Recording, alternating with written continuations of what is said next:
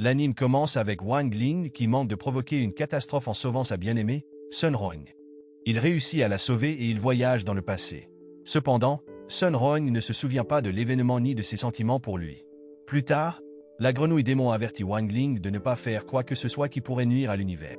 Elle lui explique que ses actions ont considérablement réduit la puissance spirituelle du monde. Dans une autre scène, Wu Yi rencontre son supérieur pour faire un rapport sur l'échec de Zhan Luying à tuer Sun Rong.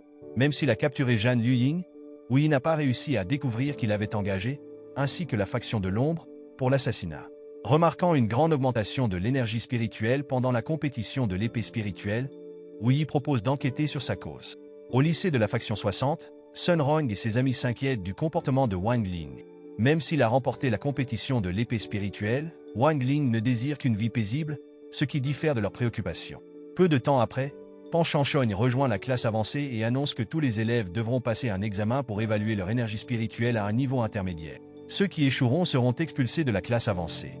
Quand Sun Rong et Chao Shen voient le faible score de Wang Ling en matière de force spirituelle, ils lui proposent de l'aider à passer le test, mais il refuse et s'éloigne. Plus tard, Go Hao supplie Wang Ling de l'aider à créer une pilule dorée pour augmenter sa force spirituelle. Go Hao a peur d'être expulsé de la classe avancée après avoir découvert que son énergie spirituelle est faible au niveau intermédiaire.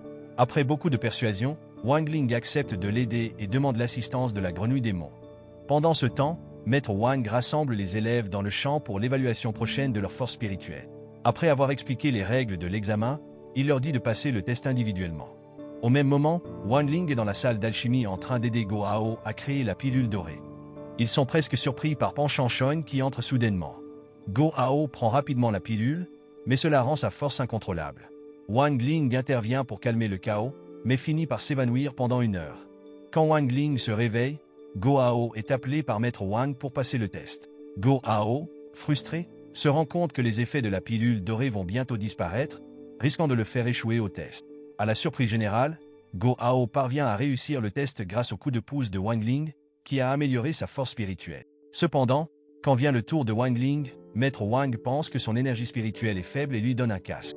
À la surprise de tous, la puissance spirituelle de Wang Ling est incroyablement forte, provoquant une vague d'énergie capable de perturber l'électricité dans toute la ville et de réduire la puissance spirituelle mondiale, comme l'a observé la station spatiale. Face à cela, Maître Wang et d'autres tentent de débrancher le câble relié à la source d'énergie, mais échouent.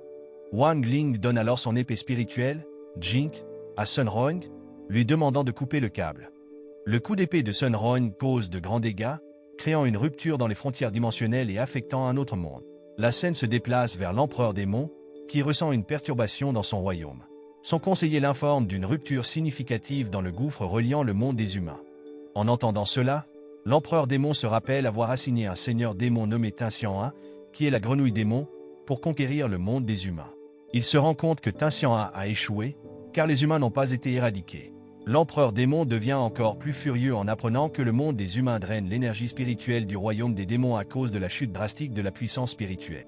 Comprenant la colère de l'empereur démon envers Tinxian pour son échec, le conseiller se précipite dans le monde des humains pour transmettre un message à la grenouille démon concernant la prochaine visite de l'empereur. Ailleurs, la grenouille démon reçoit un message inattendu du maître démon concernant sa visite imminente dans le monde des humains. En réponse, la grenouille démon cherche refuge chez Wang Ling. Cependant, en arrivant, elle ne révèle pas la raison de sa visite et se contente de dire qu'elle s'est ennuyée de Wang Ling. Pendant ce temps, Pan Chanchon, la professeure de Wang Ling, prévoit de lui rendre visite à cause de son faible score en force spirituelle. Elle vient aussi parce que la facture d'électricité de l'école a augmenté après les actions de Wang Ling lors du test de force spirituelle récent. En même temps, le maître démon arrive dans le monde des humains mais a du mal à trouver Tinxian, car son élève cache son énergie spirituelle. Finalement, Wang Ling découvre que la grenouille démon a cherché refuge chez lui pour échapper à la poursuite de son maître. Après cette révélation, la grenouille démon se confie à Jink et à Wang Ling en disant que son maître est un ancien démon qui existe depuis des millions d'années et possède une puissance inimaginable. Elle exprime sa peur du maître démon, se rappelant l'entraînement tortueux qu'elle a subi sous sa tutelle. Plus tard dans la soirée, le père de Wang Ling demande à la grenouille démon de sceller l'énergie spirituelle de Wang Ling.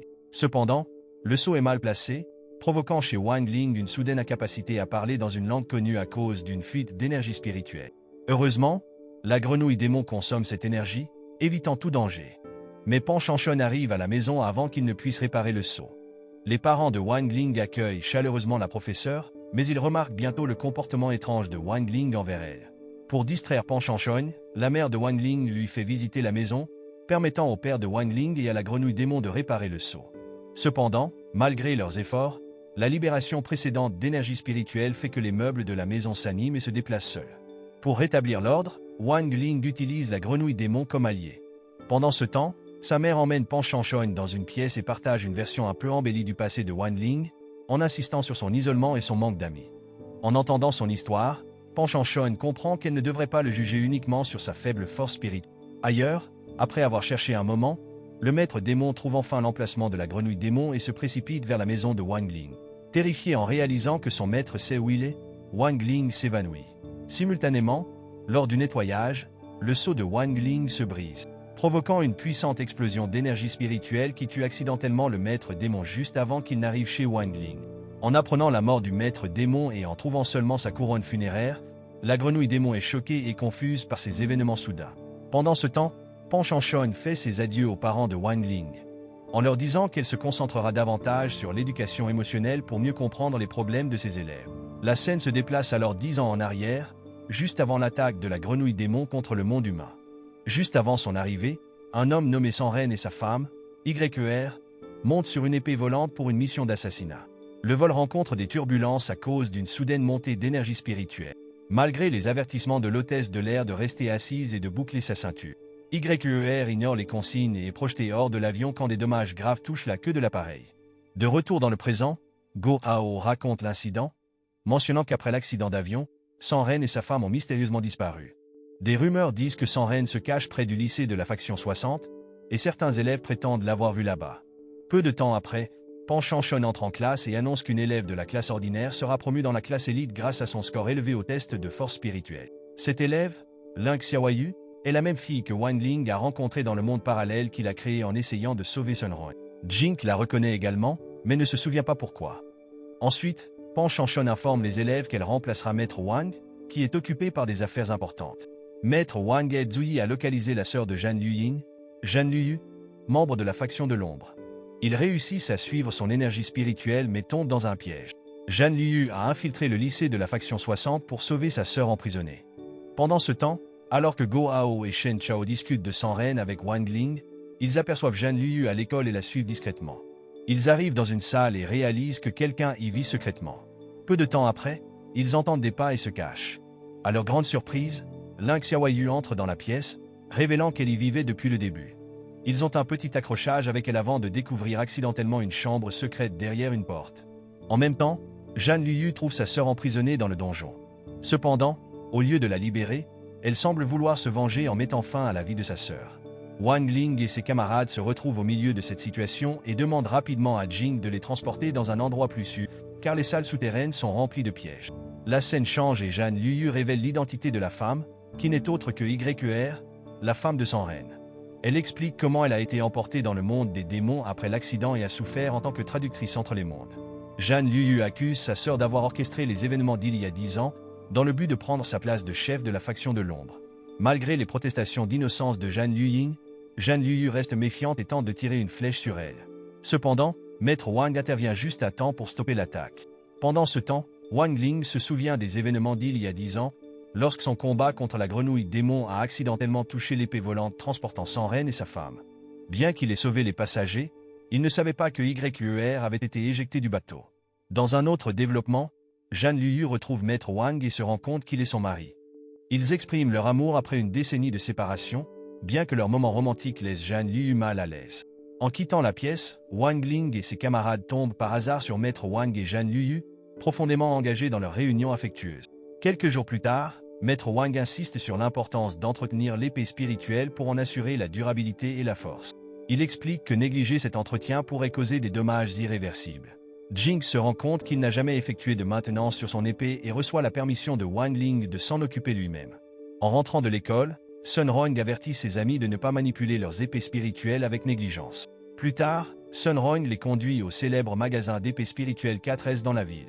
À leur arrivée, ils sont surpris de rencontrer Ling Xiaoyu, qui travaille comme technicienne d'épées spirituelles là-bas.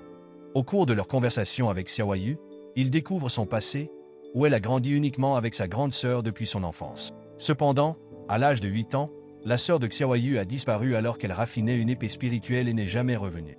Espérant retrouver sa sœur, Xiaoyu a travaillé dans divers magasins d'épées spirituelles pour subvenir à ses besoins quotidiens. À cause de contraintes financières, elle a dû vivre dans une pièce inutilisée à l'école. Peu après, Tang Jings du lycée de la faction 59 arrive avec 2 de ses amis, ayant l'intention de faire entretenir ses nombreuses épées spirituelles, ce qui représente une tâche importante. Tang Jings insiste pour que Xiaoyu termine rapidement l'entretien de toutes ses épées, car il prévoit de les récupérer le lendemain. Malgré la tentative de Sun Hong de défendre Xiaoyu, en disant qu'il est impossible pour elle de terminer tout ce travail dans les temps, Xiaoyu évite de se disputer avec Tang Jings pour ne pas risquer son emploi. Elle accepte donc de travailler en heures supplémentaires pour satisfaire sa demande. Reconnaissant la passion de Xiaoyu pour les épées spirituelles, bien qu'elle n'en possède pas elle-même, Sun Hong décide de lui acheter une épée spirituelle. Cependant, Wang Ling suggère de forger l'épée spirituelle au lieu de l'acheter directement, ce que Sun Hong et les autres approuvent. Ils attendent que Xiaoyu rentre chez elle avant de commencer le processus de forge. Pour commencer, ils rassemblent les matériaux nécessaires à la fabrication de l'épée spirituelle. Wang Ling se charge de concevoir l'épée, et tout le monde approuve son concept. En évaluant la force spirituelle des matériaux, Go Hao et Shen Chao sont impressionnés par la puissance du matériau de la couronne funéraire du maître démon que Wang Ling a acquis, suggérant que ses origines dépassent le domaine de la culture humaine. Malgré cette révélation, ils poursuivent le processus de forge sans plus s'inquiéter. Le lendemain, lorsque Xiaoyu est arrivé pour commencer son travail, Sun Hong et les autres l'ont approché en lui montrant l'épée spirituelle qu'il avait forgée la nuit précédente. En voyant l'épée, Xiaoyu éclata en larmes car elle correspondait au fourreau de sa sœur. Elle exprima une profonde gratitude envers ses amis pour leur geste attentionné et se réjouit d'avoir enfin sa propre épée spirituelle. Cependant, leur bonheur fut de courte durée, car Tang Jings arriva, impatient de tester une épée et défia Xiaoyu en duel avec son épée spirituelle. Sun Hong essaya de protéger Xiaoyu, mais elle était impuissante, car Tang Jings était le propriétaire du magasin phare. Le duel commença, et Tang Jings exhiba son épée spirituelle impressionnante. Il semblait même attaquer Xiaoyu sans se soucier de sa sécurité. Mais au fur et à mesure que le combat s'intensifiait, Tang Jings sentit soudain une aura effrayante émaner de l'épée de Xiaoyu. Sun Hong et les autres ressentirent cela aussi, ce qui poussa Wang Ling à expliquer que l'épée de Xiaoyu absorbait les énergies spirituelles de Tang Jings et de son épée. Peu après, un objet vola vers eux, brisant l'épée spirituelle de Tang Jings avant qu'il ne soit gravement blessé, car son énergie spirituelle était absorbée par l'épée de Xiaoyu. Il fut révélé que Jing, qui venait de revenir après un traitement intensif, avait sauvé Tang Jings. La personne qui avait administré le traitement n'était autre que la sœur aînée de Xiaoyu. Rassurés de voir Xiaoyu indemne, Sun Hong et les autres exprimèrent leur bonheur. Plus tard dans la nuit, à l'école, le maître démon revint à la vie après avoir été vaincu plus tôt par Wang Ling. Cependant, il réalisa qu'il avait perdu sa couronne funéraire et attaqua Xiaoyu, qui la possédait. Enragé de découvrir que sa couronne avait fondu et était devenue un matériau pour une épée spirituelle, le maître démon prit le contrôle de Xiaoyu. En découvrant la connexion entre Sun Hong et Xiaoyu, le maître démon se réjouit, exprimant son intention de venger les démons qui avaient eu des conflits avec les ancêtres de Sun Hong. Quelques jours plus tard, une jeune fille fut vue offrant un talisman porte-bonheur à un jeune homme dont elle était amoureuse. Comme c'était la fête d'automne, les cultivateurs avaient la tradition d'offrir des talismans porte-bonheur à leurs proches ou amis pour assurer que leurs vœux pour l'année se réalisent. Malheureusement, son talisman fut confisqué par Maître Wang, ce qui la laissa profondément attristée. Pendant ce temps, Sun Hong avait prévu d'offrir un talisman à quelqu'un. Cependant, après avoir vu Maître Wang confisquer le talisman de sa camarade, elle hésita à le donner. Toujours sous l'influence du maître démon, Xiaoyu suggéra à Sun Hong de remettre le talisman pendant la nuit, en révélant qu'elle vivait dans l'enceinte de l'école. La scène changea pour montrer Jeanne Luying, perdue dans ses pensées tout en manipulant la flèche spirituelle de sa sœur. Elle réalisa que la diminution de la puissance spirituelle dans le monde humain pourrait affaiblir le sceau de sa cage, la rendant plus facile à briser. Pendant ce temps, Wang Ling était en classe avec ses amis, discutant des légendes de l'école. L'une d'elles disait que, à une date précise, on pouvait apercevoir l'avenir en se tenant devant un grand miroir dans l'école. Il y avait aussi d'autres mythes, comme l'esprit chantant d'une femme, une main mystérieuse sortant des toilettes et un ascenseur menant à l'enfer. Affamé après avoir entendu ces mythes, Wang Ling chercha des collations dans son casier. Peu après, Sun Hong l'approcha et lui tapota légèrement la tête avec un morceau de bois. Go Hao et Shen Chao reconnurent ce geste comme un code secret de Sun Hong pour lui donner rendez-vous à l'école plus tard dans la nuit. La nuit tombée, Wang Ling rencontra Sun Hong à l'école, mais il fut rejoint par Shen Chao et Go Hao, ce qui l'agaça. Bien que Sun Hong essaya de cacher son irritation, elle était visiblement agacée. En entrant dans le bâtiment scolaire, Shen Chao fut effrayé par le bruit d'un chat. Pour éviter d'être moqué par ses amis, il se porta volontaire pour aller en avant. Cependant, il fut surpris de tomber sur Xiaoyu, qui tremblait de peur. Wang Ling devint immédiatement méfiant quant au comportement de Xiaoyu, surtout après que Shen Chao mentionna son corps étrangement froid. Au même moment, Zhan Luying réussit à se libérer de sa prison, célébrant avec un rire fort qui résonnait dans toute l'école. Pris pour le rire d'un esprit féminin errant, cela troubla Wang Ling et les autres. Déterminé à s'échapper, Zhan Luying découvrit des conduits d'eau reliés au système de plomberie de l'école. Pendant ce temps, Shen Chao et Go Hao, utilisant les toilettes, furent terrifiés par des bruits étranges venant des canalisations. Leur peur s'intensifia lorsque les toilettes débordèrent soudainement, alors que Zhan Luying tentait d'en sortir. Ils crièrent et s'évanouirent sous le choc. Répondant aux cris de ses amis, Wang Ling se précipita dans les toilettes et les trouva inconscients. En enquêtant davantage, il découvrit Zhan Luying essayant de sortir des toilettes. Agissant rapidement, Wang Ling tira la chasse, renvoyant Zhan Luying dans l'aqueduc du donjon. Utilisant sa force, elle se dirigea vers une pièce voisine et trouva un ascenseur pour remonter à la surface. Pendant ce temps, Xiaoyu et Sun Rong prenaient soin de Shen Chao et Go Hao, toujours sous le choc. Wang Ling choisit de ne pas révéler la vérité sur l'incident dans les toilettes, suggérant simplement qu'il avait glissé. Avec leurs amis incapacités, Xiaoyu encouragea Sun Rong à passer du temps seul avec Wang Ling. En même temps, Jing informa Wang Ling des actions de Zhan Luying, le poussant à agir. Zhan Luying atteignit l'étage supérieur grâce à l'ascenseur, mais Wang Ling l'intercepta juste avant qu'elle ne puisse en sortir, la renvoyant en bas. Peu après, Sun Rong et Xiaoyu arrivèrent, remarquant l'ascenseur endommagé et devinant qu'il pouvait mener à l'enfer. Xiaoyu laissa ensuite Wang Ling et Sun Rong seuls. Cependant, Wang Ling et Jing réalisèrent que Xiaoyu était sous l'influence du maître démon et qu'elle complotait quelque chose contre Sun Rong. Le maître démon attendait le bon moment pour kidnapper Sun Rong et l'emmener dans le monde des démons pour se venger de sa famille. Cela était dû au fait que ses ancêtres avaient chassé les démons dans la région occidentale pendant des siècles. Plus tard, Sun Rong conduisit Wang Ling au grand miroir mentionné dans la légende de leur école, espérant y voir leur avenir ensemble. Pendant ce temps, Zhan Luying apparut, déterminé à tuer Sun Rong en la voyant. À côté du grand miroir, Sun Rong raconta la légende à Wang Ling, mais il restait concentré sur Zhan Luying qui les observait. Soudain, Xiaoyu attaqua Wang Ling, révélant qu'elle était contrôlée par le maître démon. Sun Rong sortit son épée spirituelle, mais le maître démon la maîtrisa avec ses pouvoirs. Alors que la pleine lune devenait rouge sang, signalant l'augmentation des pouvoirs du maître démon. Il révéla que le grand miroir avait à l'origine scellé l'écart entre les mondes humains et démoniaques. Désormais, il prévoyait de l'utiliser pour ouvrir un portail vers le monde des démons.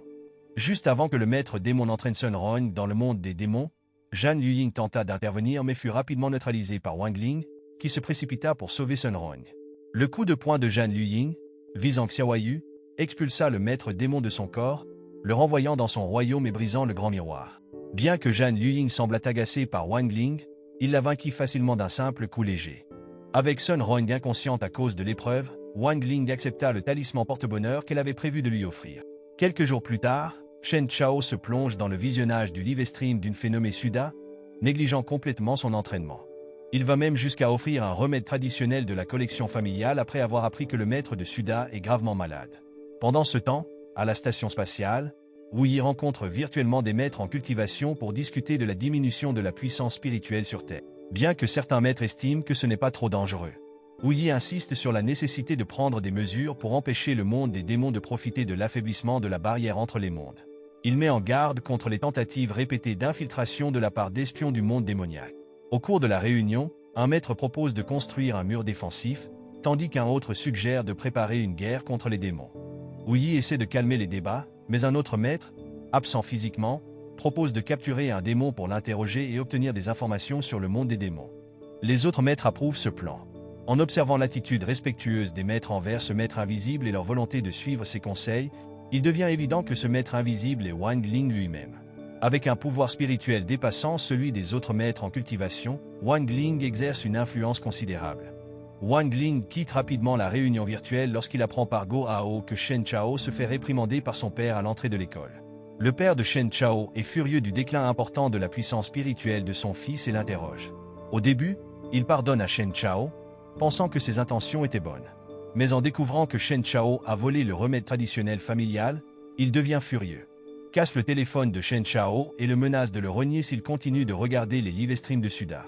Go Hao ne comprend pas comment le fait de regarder un live stream pourrait entraîner une baisse aussi drastique de la puissance spirituelle de Shen Chao. Sun Roing trouve aussi cela étrange, car bien que la puissance spirituelle puisse être transmise par Internet, elle ne devrait pas provoquer une telle chute. Xiao Yu explique alors que les démons utilisent souvent la magie démoniaque pour se déguiser en personnes attrayantes, afin d'attirer les humains et drainer leur énergie spirituelle. Ignorant l'avertissement de son père, Shen Chao continue à regarder le live stream de Suda sur l'ordinateur de l'école. Apprenant cela, Sun Roing et les autres essaient de trouver un moyen d'arrêter le live stream de Suda. Xiao Yu propose la technique de division de l'âme, qui permet de séparer l'âme du corps pour entrer dans le domaine d'Internet et stopper le flux. Cependant, cette technique nécessite un niveau élevé de pouvoir spirituel. Entre-temps, Go Hao trouve une méthode potentiellement efficace. Pirater le système informatique pour perturber la connexion Internet de Suda, en utilisant son esprit numérique en forme de cheval de Troie, qu'il a élevé pendant des années. Malheureusement, Suda est prête pour cette attaque numérique et contre facilement le cheval de Troie de Go Hao. Wang Ling se souvient que Sun Roing avait déjà utilisé une technique d'enchantement sur Shen Chao et lui demande de réessayer. Sun Roing accepte et parvient presque à convaincre Shen Chao d'arrêter de regarder le live stream de Suda. Cependant, Suda utilise un enchantement démoniaque plus puissant pour le séduire à nouveau, surpassant Sun Roing. Peu après, le père de Shen Chao arrive et est profondément triste de voir son fils tomber dans le même piège que lui, aveuglé par l'amour. Ignorant les avertissements de son père, Shen Chao continue de regarder le live stream, poussant son père à détruire l'ordinateur. Malgré cela, Shen Chao utilise la technique de division de l'âme pour projeter son âme dans le monde d'Internet et affronter Suda. Il découvre alors que Suda est en réalité un démon malveillant qui absorbe l'énergie spirituelle pour soigner son maître, un maître démon. Le père de Shen Chao tente de réveiller son fils, mais Sun Roing lui dit que c'est inutile, car l'âme de Shen Chao n'est plus dans son corps. Voyant cela, Wang Ling demande à Go Hao l'adresse IP du live stream de Suda, déterminé à sauver Shen Chao. Utilisant ses compétences de cultivation, Wang Ling parvient à réaliser la technique de division de l'âme et sauve Shen Chao juste avant que son âme ne soit absorbée par Suda. Après l'incident, Wu Yi et son équipe font une descente dans la cachette de Suda. Ils y trouvent de grands récipients contenant l'énergie spirituelle volée à ses victimes, y compris celle de Shen Chao. Ils parviennent à restituer l'énergie spirituelle aux victimes, mais Suda s'échappe. Plus tard dans la soirée, Wang Ling regarde les nouvelles et apprend que l'entreprise de la famille de Sun Roing a fait faillite. Le père de Sun Roing a demandé de l'aide à ses proches pour surmonter leurs difficultés financières, mais personne n'a accepté de les aider. Sun Roing est triste de voir son père lutter contre les dettes. Ailleurs, une personne mystérieuse semble être responsable de la chute de la famille de Sun Roing. Peu après, un représentant du tribunal de la ville de Songye se rend au domicile de Sun Roing avec un mandat pour saisir tous leurs biens, y compris leur maison, les forçant à déménager. Le lendemain, Wang Ling, Shen Chao, Go Hao et Xiao Yu se rendent dans la ville natale de Sun Roing, au pied d'une montagne. Ils ne sont pas sûrs de trouver la maison de Sun Roing dans cette région reculée, mais elle les surprend en arrivant en se balançant comme Tarzan pour les saluer. Ils sont choqués de voir la transformation de la situation de la famille de Sun Roing, passant de la richesse à la pauvreté, vivant maintenant dans une grotte. Sun Roing leur explique que tous leurs biens ont été saisis, ne laissant que les grottes en pierre ancestrale comme seul refuge. Avec la baisse brutale de l'énergie spirituelle sur Terre, la plante de l'herbe féerique, nécessaire à la fabrication de la pilule dorée, ne pousse plus, entraînant de grandes pertes et la faillite de l'entreprise de la famille de Sun Roing. Malgré cela, le père de Sun Roing reste optimiste. Il croit qu'avec du travail acharné et de la détermination, ils pourront surmonter cette crise financière. Pendant ce temps, Tang Jings et sa famille célèbrent la chute de la famille de Sun Roing. Ils attendaient ce moment où la famille Tang s'élèverait et la famille Sun sombrerait dans la pauvreté. Tang Jings remercie un démon nommé Richement, responsable de la faillite de la famille de Sun Roing. Richement a répandu de fausses informations sur l'entreprise de la famille Sun Roing, provoquant le départ des actionnaires et le retrait des investisseurs. Il avertit la famille Tang de ne pas se relâcher, car leur mission de détruire la famille Sun n'est pas encore terminée, et leur ordonne de continuer avec la prochaine phase de leur plan. Alors que le père de Sun Roing se remémore la richesse passée de la famille, Sun Roing et Wang Ling se retrouvent seuls près de la cascade. Sun Roing explique que la cascade alimentait autrefois les étangs de la montagne en énergie spirituelle. Mais aujourd'hui, avec moins d'eau, les étangs se sont asséchés. Sun Roing s'inquiète qu'avec l'assèchement total de la cascade, l'énergie spirituelle pure de la montagne disparaisse de la terre. Touché par son inquiétude, Wang Ling lui propose de l'aider, mais Sun Roing insiste pour s'en charger elle-même. Plus tard dans la soirée, alors que Wang Ling et ses amis se préparent à partir, ils voient une voiture de luxe filer vers le mont Yago, la maison de Sun Roing. Wang Ling reconnaît les personnes dans la voiture, mais décide de ne pas intervenir. Durant leur trajet en train, ils apprennent que la famille Tang est sur le point de prendre le contrôle de la famille Sun au mont Yago. Les héritiers, Tang Jings et Sun Roing, doivent signer un accord avec leur propre sang. Wang Ling comprend alors que la voiture qu'ils ont vue appartenait à la famille Tang et qu'il pourrait être en train de forcer Sun Rong à signer cet accord. Le lendemain, Wang Ling et ses amis retournent en toute hâte au Mont Yago pour sauver Sun Rong d'un pacte de sang forcé avec la famille Tang. Pendant ce temps, Monsieur Tang discute de l'expansion du Mont Yago avec le père de Sun Rong. Il suggère de cultiver des plantes pour augmenter les ventes et les profits, mais le père de Sun Rong s'y oppose, craignant que cela n'endommage les veines spirituelles de la montagne. À leur arrivée au Mont Yago, Wang Ling et ses amis rencontrent une résistance de la part des associés de Tang Jings, qui étaient leurs rivaux lors du tournoi de l'épée spirituelle. Une bataille féroce s'engage, et Shen Chao et Go Hao se retrouvent piégés dans une toile d'araignée contrôlée par Xiao Bei, mais Xiao Yu parvient à les libérer. Wang Ling se précipite vers Sun Rong et l'empêche de justesse de signer le pacte de sang. Il l'emmène rapidement, mais son père lui rappelle leur accord avec la famille Tang. Sun Rong se sent déchirée, car en tant qu'héritière, elle est responsable de l'avenir de l'entreprise familiale et des moyens de subsistance de ses employés. Malgré ses propres souhaits, elle estime qu'elle doit penser au bien-être des autres avant son propre bonheur. Comprenant la décision de Sun Rong, Wang Ling et ses amis décident de partir, réalisant qu'ils ne peuvent pas la faire changer d'avis. Cependant, en passant près de l'étang près de la cascade, Wang Ling sent que quelque chose ne va pas et plonge dans l'eau pour enquêter. Wang Ling découvre un objet mystérieux caché dans l'étang, qu'il récupère rapidement. C'était le ver démon. Richemont avait utilisé ce ver démon pour drainer l'énergie spirituelle de la cascade du Mont Yago, provoquant ainsi la chute du prix des actions de l'entreprise de la famille Sun Rong. En réalisant que son plan avait été découvert, Richemont panique. Inquiet pour la sécurité de Sun Rong, Wang Ling détruit le ver démon et vainc Richemont. En conséquence, le prix des actions de l'entreprise familiale de Sun Rong remonte, et le pacte de sang est annulé, mettant fin au plan de la famille Tang de prendre le contrôle de l'entreprise des Sun. Cependant, l'histoire ne s'arrête pas là. Wu Yi et son équipe arrivent et arrêtent les membres de la famille Tang pour avoir collaboré avec le monde des démons. Pendant ce temps, la ville de Songye organise une conférence sur les arts de l'épée spirituelle, invitant tous les élèves des écoles de Songye à montrer leurs compétences en épée. Parmi les juges figurent Zhu Yi, Madame 11e du lycée Faction 59, et deux pratiquants talentueux, Ling Yuan et Ansé.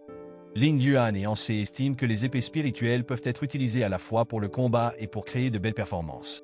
Ailleurs, Richemont, toujours en vie, prépare quelque chose pour la conférence. Sun Rong est la première participante. Bien qu'elle n'ait pas encore montré ses compétences, Madame 11e l'insulte. Sun Rong ignore l'insulte et démontre la technique de l'épée de sa famille. Le public et les juges sont impressionnés par son talent. Mais Richemont intervient, causant un dysfonctionnement de l'épée spirituelle de Sun Rong, qui se met à attaquer les juges. Maître Wang sauve rapidement Madame 11e du danger. Alors que Sun Rong tente de reprendre le contrôle de son épée, Wu Yi et le public la tiennent pour responsable de l'incident. Confuse et bouleversée, Sun Rong quitte la scène le cœur lourd. Wang Ling et Xiao Yu la réconfortent, lui assurant que ce n'était pas de sa faute. Pendant ce temps, des responsables à la station spatiale informent les organisateurs de la conférence, connue sous le nom de Station B, de l'augmentation de l'énergie spirituelle due aux millions de téléspectateurs à travers le monde. Les prochains participants sont Shen Chao et Go Hao. Ils ont préparé une routine d'escrime pour remonter le moral de Sun Rong, espérant la faire sourire et lui faire oublier les commentaires négatifs. Mais Richemont crée le chaos pendant leur performance, risquant presque que Shen Chao ne se blesse avec sa propre épée. Cela les expose à des moqueries, et Madame 11e sous-estime leurs compétences, malgré leur victoire passée contre ses élèves lors du tournoi de l'épée spirituelle. En observant le ralenti de la performance, Wang Ling remarque des anomalies dans l'escrime de Shen Chao et Go Hao. Pendant ce temps, le nombre de téléspectateurs de la conférence continue de croître, et l'énergie spirituelle augmente, montrant que le plan de Richemont pour rassembler de l'énergie spirituelle à grande échelle fonctionne. La conférence continue avec Xiao Bei du lycée Faction 59, qui est la prochaine participante. Utilisant un mélange de compétences à l'épée et de technologie moderne, elle impressionne les juges et le public avec sa performance incroyable. Contrairement aux élèves du lycée Faction 60, Richemont ne perturbe pas la performance de Xiao Bei, qui reçoit des éloges et des applaudissements de tous. Lorsque Shen Chao et Go Hao retournent à leur siège, Sun Rong remarque que Xiao Yu et Wang Ling ont disparu. En réalité, Xiao Yu participe aussi à la conférence et doit se produire après Xiao Bei. Sans ses lunettes épaisses, Xiao Yu est magnifique avec ses longs cheveux flottant gracieusement. Elle combine les techniques d'escrime avec des mouvements de danse, impressionnant à la fois les juges et le public avec son épée spirituelle. Cependant, Richemont intervient de nouveau lorsque les élèves du lycée Faction 60 apparaissent, rendant difficile pour Xiao Yu d'éteindre le feu provoqué par son épée spirituelle. Alors que le feu s'approche de Xiao Yu, Sun Rong se précipite sur scène et la sauve. La détermination de Sun Rong à protéger les autres lui permet de raviver son épée spirituelle, qui avait été détruite lors du tournoi de l'épée spirituelle. Après avoir éteint le feu et empêché plus de danger, Sun Rong et Xiaoyu réalisent ensemble une magnifique routine d'escrime. Leur performance attire 1 milliard de téléspectateurs et reçoit les éloges des juges et du public. Peu après, Richemont apparaît et remercie tout le monde d'avoir regardé cette incroyable performance d'escrime qui l'a aidé à rassembler de l'énergie spirituelle grâce aux milliards de téléspectateurs. Richemont admet avoir utilisé une technique de manipulation de haut niveau pour contrôler le public à travers une diffusion mondiale en direct. Cependant, il est surpris que sa technique n'ait pas affecté Sun Rong et Xiaoyu. C'est alors que Wang Ling révèle qu'il avait remplacé la formation magique démoniaque de Richemont par la technique d'enchantement de Sun Rong. Au début, le plan de Wang Ling semblait fonctionner. Mais Sun Rong n'avait pas assez de pouvoir de cultivation pour contrer la technique de manipulation de Richemont. En conséquence, Richemont parvint à contrôler le milliard de personnes qui regardaient la conférence, les transformant en ses marionnettes. Au milieu de ce chaos, la scène se déplace vers un cachot lourdement gardé où Zhan Yuyin est détenue. En raison de ses nombreuses tentatives d'évasion, elle était gardée dans une cellule spéciale qui bloquait ses pouvoirs. Même si elle essayait de manipuler les gardes, ils étaient immunisés contre ses charmes. Cependant, la technique de manipulation démoniaque de Richemont affecta tout le monde, y compris les gardes. Puisque Zhan Yuyin se trouvait dans une cage qui annulait les forces spirituelles, elle n'était pas touchée par la manipulation de Richemont, ce qui lui donna un avantage pour s'échapper. Ailleurs, Wang Ling, Sun Rong et Xiaoyu tentaient de fuir et de se cacher de la foule contrôlée par Richemont. Ces gens agissaient comme des zombies car leurs esprits étaient manipulés. Jing suggéra d'utiliser la technique de perte de mémoire, mais Wang Ling refusa, craignant qu'elle ne réduise l'intelligence ou ne cause des dommages mentaux permanents. Se rendant compte que leur cachette n'était plus sûre, Wang Ling mena Sun Rong et Xiaoyu vers un bâtiment qu'ils gravirent avec l'aide de Jing. Bien que Jing ne soit pas une épée volante typique, il suivait les instructions de Wang Ling pour en agir comme une. Parmi ceux qui les poursuivaient, Shen Chao montra une force impressionnante en grimpant facilement. Une fois en haut, sous l'influence de la technique de manipulation démoniaque, il déclara son amour pour Sun Rong. Elle le rejeta rapidement, lui brisant le cœur. À leur grande surprise, ce rejet libéra Shen Chao et d'autres personnes de l'emprise de Richemont. Voyant cela, Sun Rong repoussa ouvertement les avances des autres, les libérant également. Ensuite, Xiaoyu suggéra que Sun Rong fasse une diffusion en direct pour contrer la manipulation de Richemont. Cependant, leur téléphone n'avait pas de signal. Pendant ce temps, Zhan Yuyin apparut sur une tour de signalisation à proximité, se vantant d'avoir déjoué les gardes et interrompu les signaux de téléphone. Malgré les avertissements de Wang Ling et des autres à propos d'une météorite approchant, Zhan Yuyin continua de parler et ne put l'éviter lorsqu'elle frappa la tour. Grâce à ses capacités, Wang Ling remonta à l'origine de la météorite et découvrit que Richemont était impliqué. Avec la tour de signal détruite, ils pensèrent à d'autres moyens pour faire une diffusion en direct. Wang Ling suggéra d'aller à la station spatiale, révélant qu'il avait 2 billets de la station B utilisant la capacité de Jing à flotter. Wang Ling et ses amis se précipitèrent vers la gare. Le point d'accès à la station spatiale. Avec seulement 2 billets, Shen Chao insista pour que Wang Ling et Sun Rong les utilisent pour atteindre la station spatiale, tandis que lui et Xiaoyu restaient pour retenir les poursuivants. En résumé, Wang Ling et Sun Rong prirent le train pour l'espace.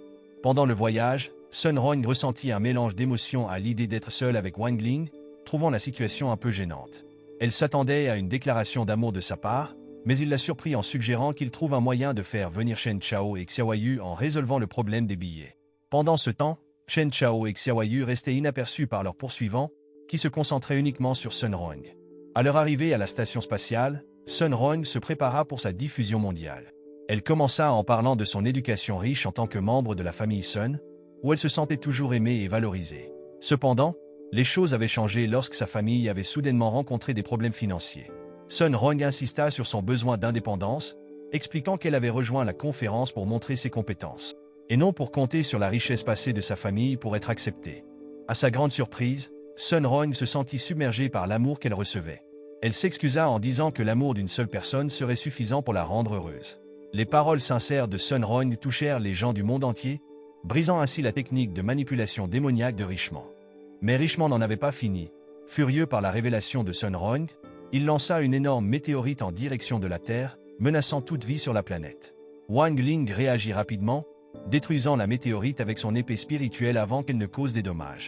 Les fragments éclatés créèrent un magnifique spectacle dans le ciel, visible depuis la station spatiale. Dans un moment doux, Wang Ling partagea son snack préféré avec Sun Rong tandis qu'ils admiraient ensemble la scène.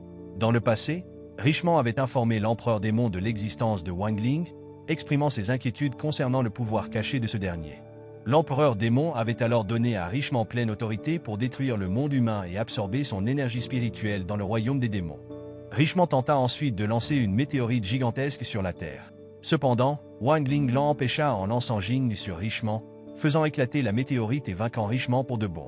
Voyant la défaite rapide de Richemont, l'empereur démon ordonna au maître démon d'activer les lampes dimensionnelles.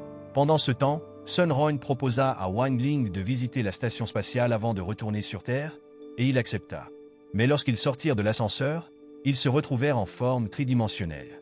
Confus par ce changement, Wang Ling réalisa que la transformation ne se produisait qu'à cet endroit, tandis qu'il apparaissait normaux sur Terre et sur les autres planètes. Alors que l'empereur démon lançait une attaque implacable contre le monde humain, l'invasion des démons semblait impossible à stopper. Voyant la menace sérieuse pesant sur l'humanité, Wu Yi convoqua d'urgence une réunion avec les maîtres en cultivation pour élaborer un plan. Cependant, leurs canaux de communication habituels via la station spatiale furent coupés en raison des attaques des démons. Wu Yi informa les maîtres qu'il avait envoyé ses escadrons des 7 étoiles pour combattre les démons, mais ils avaient du mal à les repousser. Assurer la sécurité des civils devint la priorité, ce qui conduisit à des efforts d'évacuation rapides.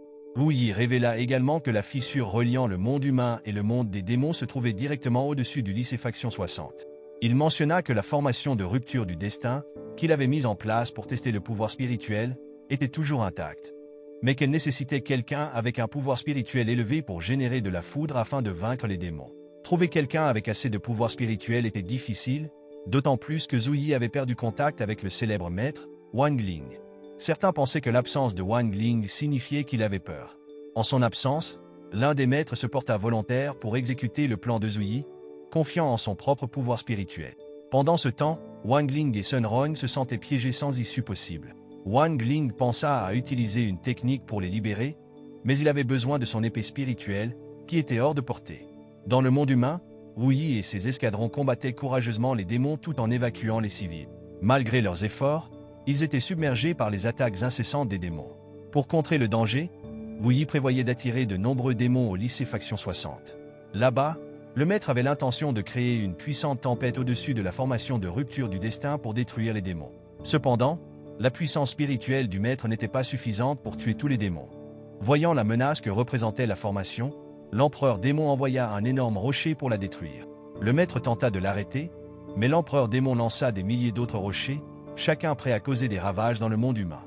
Alors que le gigantesque rocher descendait, il libérait des hordes de démons dans le monde humain, semant le chaos et la peur.